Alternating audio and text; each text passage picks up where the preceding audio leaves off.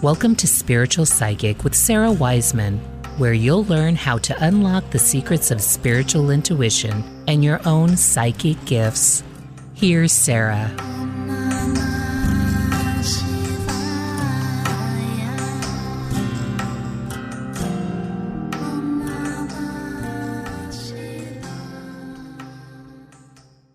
Hello, everybody. I'm Sarah Wiseman. Today, we are talking about how long do karmic relationships last. Learn why karmic crossings don't follow our cultural beliefs.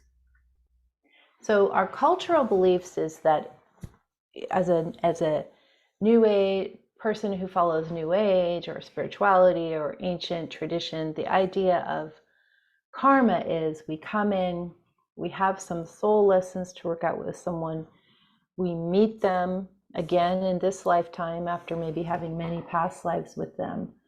Boom, across a crowded room, we see them like, oh, there's my karmic partner. We have karma together. We meet, and this idea that like that's it for the lifetime. We're always going to be together. And that's really incorrect. When we have karma with somebody, the way that I use this term karma is soul lessons learned over time. So when you have karma with someone, it doesn't mean it's an attraction that means till death do us part. It means an attraction that comes because you have soul lessons to work out. And so, as we've talked before, sometimes you meet somebody, you have a karmic connection, maybe you're, riding the bus with them and you talk with them for a moment and that's it. Like you have this sense of, I know you, we have some stuff to work out, and it's completed very quickly. In other terms, if you met someone and you had a one-night stand with them, you had just this extreme attraction, whoa, that happens, you never see them again. That's an example of karma being completed really, really quickly. Another example might be someone falls in the river and they're drowning and someone else is walking along, sees them, they jump in and save them. There was obviously some kind of karmic connection, but that doesn't mean those people are going to hang out forever. What happened is what happened, and that was the soul lesson or the soul encounter that was destined and needed to happen. That was completed, and so the karma is also completed. So that's one. It happens, it's brief. The next is more common in longer relationships or family relationships or love relationships, or sometimes enemy relationships too. But you arrive into a lifetime, you have deep, deep karma with someone that is a primary relationship for you, family member, love relationship.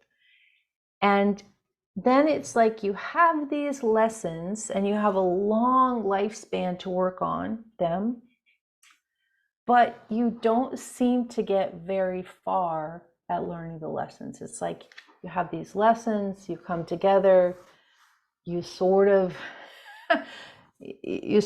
get far, but really because of your personalities or because of this and that, it's just like not happening. And this is the case where a lot of times you'll see people going no contact, people separating or getting divorced, people just deciding to let their relationship go. It's like you have big, big karma, you get together and you attempt to figure some of that out, and it's just like, it's not going to happen in this lifetime. It's not going to be completed. And so instead of staying and suffering and tormenting each other, you decide, let's just call it good for this lifetime. See you next time around, most likely. And then the last karmic crossing is where it does work. You meet the person, you have soul lessons to work, or you're in the family with the person, you have soul lessons to work with them. You get together and you're really able to, because of your personalities or situations or maturity or how far you're developed, you're able to really like work stuff out. You're able to learn the soul lessons you came in to learn. But even in those cases, and sometimes that's the case of, you know, the high school sweethearts that stay together until they die when they're 100 years old. That could be it. But sometimes it happens in those relationships too, where you have this deep karma, you're making so much progress, and then something might happen. A person might move away, or a person might, you know, take a new job and have a different scenario and not be available. A person might pass away. Something might happen so that the relationship does not continue to the end of life for both. It's just like that's not how it was. So even though the soul lessons are being worked on beautifully and in a cooperative way, it may or may not be the destiny of those two souls to be together a whole lifetime. So this is different from what the culture says. The culture says you're with family from birth to death, or you should get married and stay married, or true love never leaves.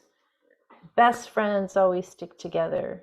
And so looking at this with a lighter view, and a view of this idea that there are billions of souls on the planet, and we have a lot to learn from lots and lots and lots of them.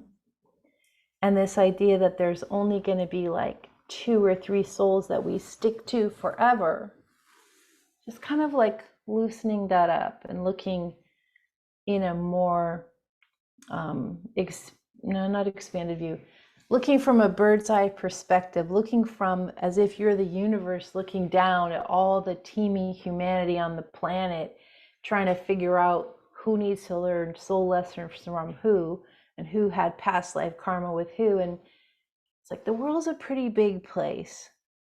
So just kind of let go of those old ideas of, you know, you're stuck together like glue and never going to be separated. The universe sort of decides that for us. We don't have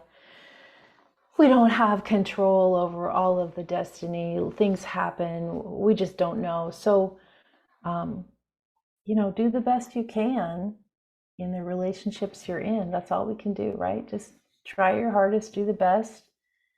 And if the relationships are love-based and non-toxic, those are worth sticking around. If the relationships are toxic and demeaning, then it's time to not be in those. Anyway, I'm Sarah Wiseman, and I will be with you next time. You'll find me at sarahwiseman.com.